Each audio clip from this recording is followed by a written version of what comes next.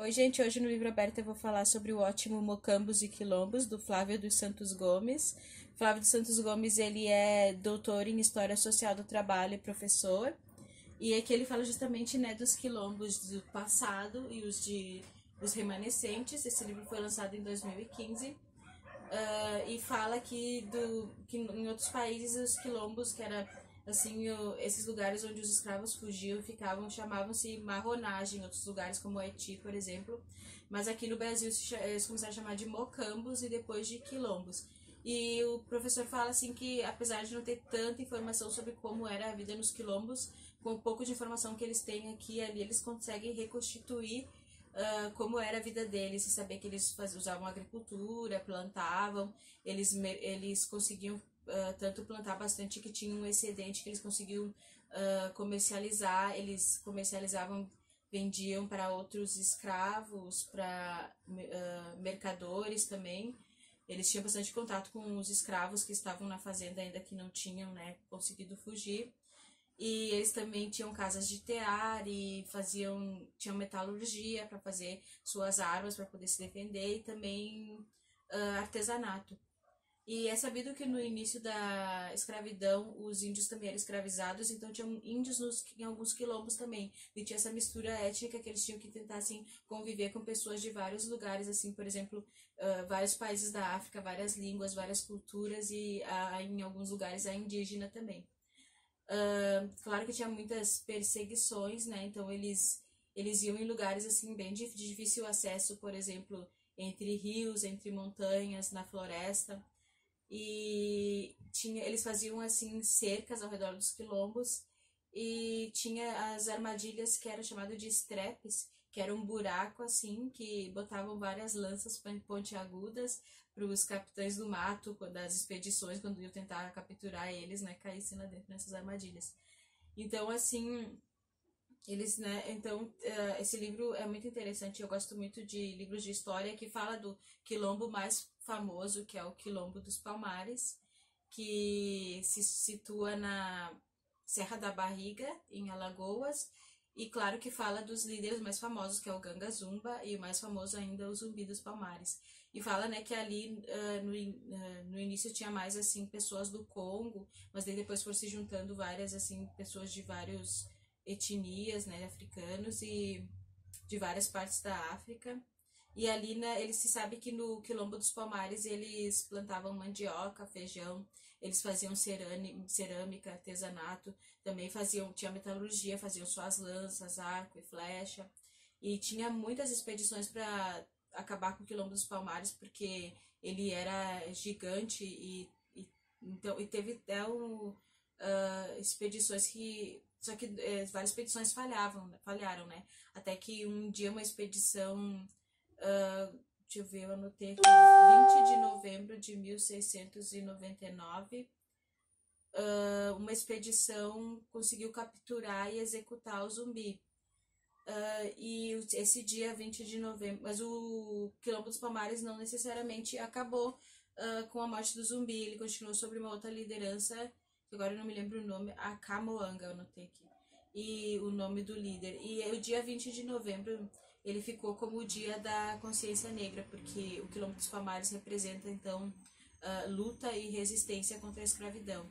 E em vários lugares do Brasil, o dia 20 de novembro é feriado. Aqui na minha cidade, Caxias do Sul, não sei por que não é. Eu acho que devia ser feriado nacional.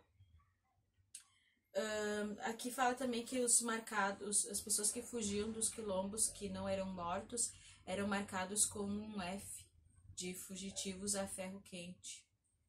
Tinha poucas, fala uma informação aqui que eu já tinha ouvido falar, que tinha poucas mulheres nos quilombos, por isso às vezes eles levavam algumas, tipo, tinha poucas mulheres, assim, tipo, levavam as escravas e tal. Tinha às vezes mulheres índias também, mas tinha poucas mulheres, né? Eu acho que era mais difícil para elas fugir. E depois da abolição da escravatura, em 1888, tinha pouca documentação sobre os quilombos, parece assim que eles tinham desaparecido, mas não, tem os remanescentes, como fala aqui, remanescentes é assim aquelas pessoas que são descendentes direta dos quilombos e eles continuam vivendo em áreas rurais, então são comunidades rurais. Vou mostrar aqui uma foto. Esse livro tem várias fotos. E essa foto aqui é uma foto de uma comunidade rural remanescente dos quilombos. Então, eles trabalham ainda com a terra, né? E eles são descendentes diretos. Tem várias fotos aqui.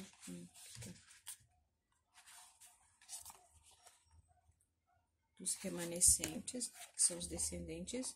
Tem outra foto aqui que eu gostei, que é essa aqui.